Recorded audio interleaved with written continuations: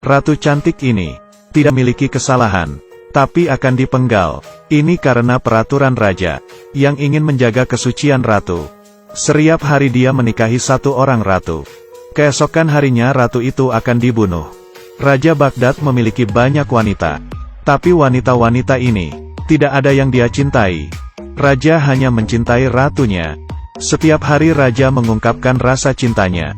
Pemerintahan yang hancur ini membuat Perdana Menterinya menjadi cemas. Demi masa depan negaranya, dia mengorbankan dirinya sendiri dengan berselingkuh dengan ratu. Mengetahui itu, raja sangat marah. Perdana Menteri memberi penjelasan, "Saya mengorbankan diri, membuktikan kepada raja, tidak ada cinta yang abadi. Dan lebih baik raja konsen kepada urusan negara." Kemudian, untuk membuat mereka tetap setia, raja cukup mengganti satu wanita setiap hari. Mendengar itu, raja pun menganggukkan kepala dan setuju dengan saran Perdana Menteri. Raja pun berencana menikahi putri Perdana Menteri. Ternyata badut itu adalah Perdana Menteri sendiri. Saat dia sedang khawatir, tiba-tiba saja di jalan dia melihat ada perdagangan budak. Dia pun melihat budak itu dengan teliti. Raja pasti akan menyukai wanita ini. Perdana Menteri membeli wanita itu dengan harga tinggi dan menjadikan wanita itu putri angkatnya, menggantikan putri kandungnya menjadi seorang ratu. Zada melompat sepanjang malam, tapi tidak ada yang terjadi antara dia dan raja. Dia bukanlah wanita sembarangan. Keesokan harinya sesuai rencana, pengawal ingin memenggal kepala Zada. Zada baru menyadari, dia dijebak oleh Perdana Menteri. Dia mengancam Perdana Menteri, "Cepat lepaskan saya, kalau tidak, masalah identitas saya akan saya bocorkan." Akhirnya Perdana Menteri mengembalikan Zada pada pedagang itu. Zada mengambil satu buah cincin. Aladin yang sedang duduk di jalan berniat membelinya. Demi menghindari kejaran pengawal, Zada mengikuti Aladin pulang ke rumah. Siapa sangka Aladin yang duduk di atas tumpukan sampah tidak pernah makan. Dengan pikiran dia akan kenyang, Zada mencari makanan di tempat sampah. Dia menemukan sesuatu yang dapat dijual. Dia melihat sebuah teko ajaib, kemudian menggosoknya agar bersih, dan menukarkan dengan uang. Tiba-tiba teko itu mengeluarkan api. Seseorang yang memakai jas turun dari atas langit. Dia berkata mulai sekarang Zada adalah majikannya. Dia adalah jin, dia dapat mengabulkan semua keinginan Zada. Zada langsung meminta apa yang dia inginkan. "Saya ingin makan kaviar abalon." Jin pun berkata kepadanya, "Kekuatanku ada batasnya, hanya dapat mengabulkan apa yang ada di dalam teko."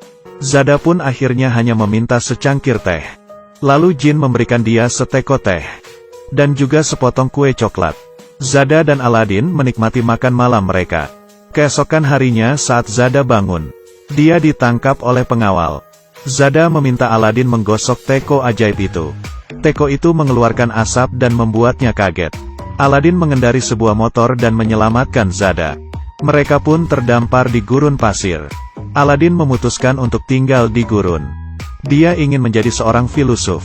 Dan Zada akhirnya kesepian. Raja merasa ada yang aneh. Agar tidak ada yang mengkhianatinya, dia bersumpah kepada langit. Tiap hari dia akan menikahi seorang ratu. Lalu besoknya ratu itu akan dibunuh. Dengan begitu dia dapat menikah lagi. Zada mencoba melarikan diri, agar raja tidak dapat menikah lagi. Raja meminta pengawal mencari Zada. Takut Zada akan kabur lagi. Raja mengurungnya. Zada kembali menggosok tekonya. Tiba-tiba sebuah pesawat datang. Dan Zada berhasil selamat. Tidak disangka dalam perjalanan pesawat itu kehabisan minyak. Zada melompat ke bawah. Jatuh di pelukan seorang kakek. Kakek ini melihat Zada dan merasa tersentuh. Dia mengajarkan Zada tarian. Zada yang memiliki bakat membuatnya cepat belajar. Mereka pun menari dan menghasilkan uang. Ternyata saat sedang menari, pengawal mengejarnya. Zada dan kakek melarikan diri. Dengan sebuah perahu kecil berlayar ke tengah pulau. Tiba-tiba kapalnya bobrok. Mereka hanya bisa duduk di atas papan, menunggu penyelamatan. Di sisi lain, raja masih mencari Zada. Dia belajar berkomunikasi dengan seekor burung, berharap burung ini dapat menemukan Zada. Raja bahkan mencari penyihir, dan melihatnya dari bola sihir. Di mana Zada berada.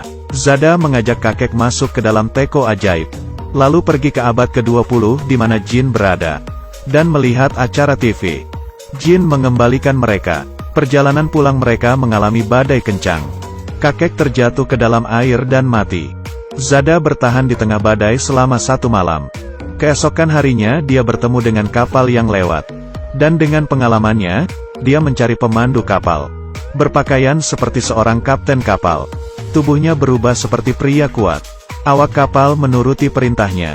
Setelah kapal sampai di tepian, Zada yang kelaparan, mencuri buah di sebuah istana. Tidak disangka pemilik istana itu adalah raja. Raja telah menunggunya selama setahun. Menunggunya kembali. Dia ingin Zada menyukainya. Zada terharu mendengarnya. Memakai pakaian ratu, dan berbaikan dengan raja. Raja melepaskan tahtanya, dan pergi bersama Zada. Mereka berkelana selama 1 tahun. Membuat mereka kehabisan uang. Raja pun berubah menjadi seorang pesulap. Dia belajar cara menyulap demi mencari uang. Perdana Menteri datang mencarinya. Dia berharap raja mau pulang bersamanya.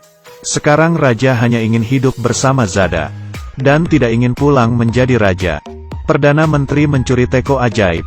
Dia memberitahukan ke semua orang Zada seorang penyihir, dan Zada telah menipu raja. Semua orang pun mempercayainya. Karena itu, Zada pun ditangkap, lalu dikirim kembali ke istana. Perdana Menteri berubah menjadi jahat. Dia meminta kepada Jin untuk menghilangkan raja, agar dia dapat menguasai dunia. Teko ajaib jatuh ke dalam laut. Perdana Menteri kembali ke istana. Dia mengumumkan bahwa raja sudah mati. Dia akan menggantikan posisi raja. Di sisi lain, ikan di laut menelan teko ajaib itu. Kemudian seseorang menangkap ikan itu. Setelah ikan itu dipotong perutnya, teko ajaib itu dibuang. Kemudian seekor burung membawanya ke sarang. Burung itu menyalakan teko. Lalu Jin bergegas mencari Zada.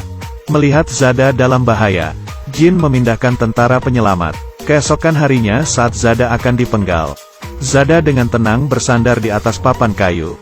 Eksekutor merapikan rambut panjangnya. Seorang anak kecil bertanya, apa kesalahan yang dia lakukan? Tapi tidak ada yang tahu. Zada mengangkat kepalanya, kemudian menceritakan pengalamannya. Ternyata kisahnya terlalu menarik. Pengawal meletakkan pekerjaan mereka, duduk dan mendengarkan ceritanya. Saat kisah itu akan berakhir, Perdana Menteri datang, meminta pengawal cepat memenggalnya. Semua orang protes. Kita ingin mendengarkan kisah. Zada menyerah. Dia meminta eksekutor segera memenggalnya. Tapi eksekutor tidak dapat melakukannya. Semua orang menangis. Akhirnya Perdana Menteri sendiri yang mengeksekusinya.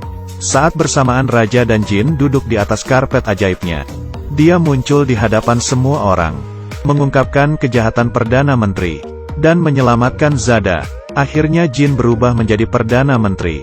Semenjak itu Raja dan Zada hidup bahagia selamanya.